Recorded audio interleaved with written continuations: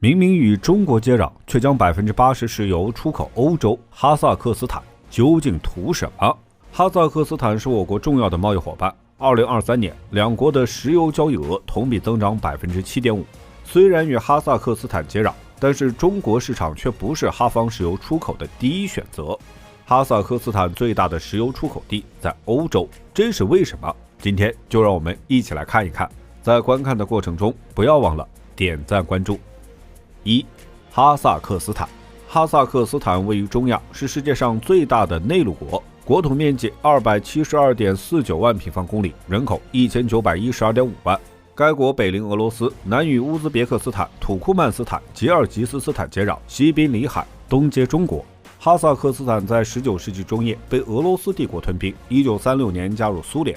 苏联还将与该国接壤的5个俄罗斯州划给哈萨克斯坦，因此该国受俄罗斯影响十分深刻。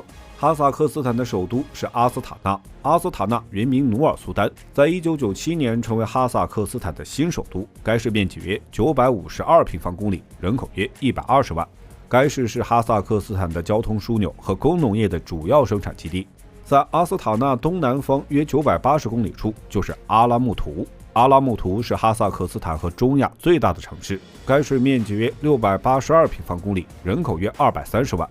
1991年至1997年，阿拉木图都是哈萨克斯坦首都。阿拉木图是哈萨克斯坦的金融、工业等中心。2023年 GDP 总量约380亿美元。该地区位于哈萨克斯坦的边境附近，且人口密度过大，城市发展空间不足，因此哈萨克斯坦将首都迁到阿斯塔纳。哈萨克斯坦的西部是里海，它是一个内陆湖泊。哈萨克斯坦的石油储量约100亿吨，里海沿岸是其重要的石油储藏区。为了方便石油运输，哈萨克斯坦想建设一条经过阿塞拜疆、格鲁吉亚、土耳其等国家进入欧洲的石油运输线。除了石油，哈萨克斯坦还有约39.4亿吨煤炭、1.8万亿立方米天然气。受苏联时期计划体制的影响，哈萨克斯坦工业基础薄弱，经济以能源产业、采矿业和农牧业为主，加工工业以及轻工业发展十分缓慢，甚至日常消耗品需要进口。独立以后，哈萨克斯坦实施市场化经济改革，以促进经济的均衡发展。根据哈方消息，该国2023年的经济增速为5.1%。哈萨克斯坦80%的石油出口欧洲。石油是哈萨克斯坦的经济命脉。根据统计，2014年哈萨克斯坦石油天然气行业增加值占 GDP 比重达85.3%，出口总量的76.3%，政府收入的85%都来自石油出口。根据哈萨克斯坦能源部统计，该国2023年的石油产量为8990万吨，原油开采最多的地区是阿特劳州。该国石油的30.9%被美国企业开采，18.4%被欧洲企业开采。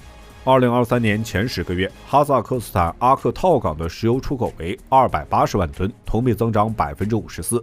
2023年第一季度，哈萨克斯坦向欧盟出口的石油占其出口总量的71%。欧盟国家与哈萨克斯坦并不直接接壤，但是却是该国重要的石油输出地。而我国作为哈萨克斯坦邻国，2023年只得到了哈国570万吨的石油出口，占其石油产量的6.3%左右。这是为什么？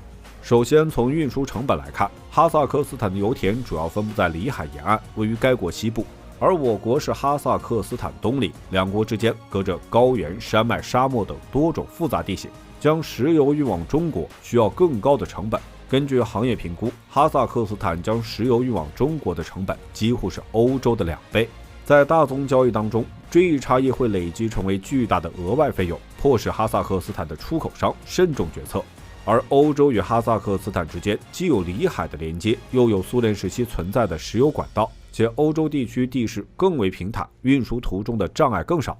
所以只要将现有管道进行适当的改造，就可以实现与欧洲的连接，运输成本更低。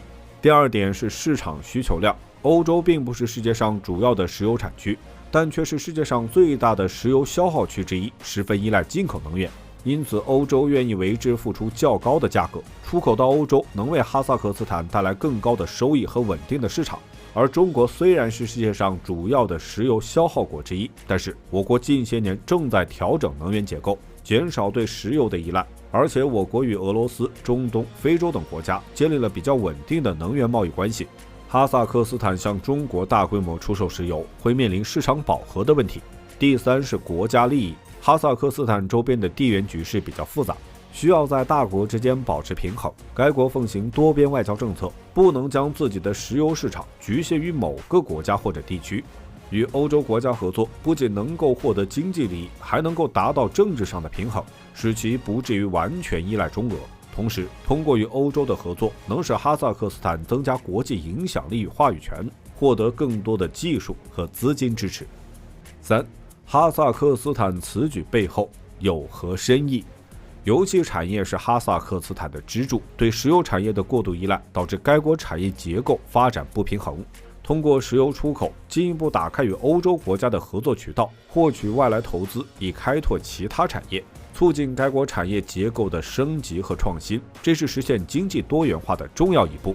中国是哈萨克斯坦的邻国，也是其重要的合作伙伴。但是中国并不是唯一，哈萨克斯坦尽管面积广阔，但是经济发展水平和国际地位并不在第一梯队。该国要求更好的发展环境，就需要在各大国之间取得平衡。向欧洲出口石油，能一定程度上降低复杂地缘带来的政治风险。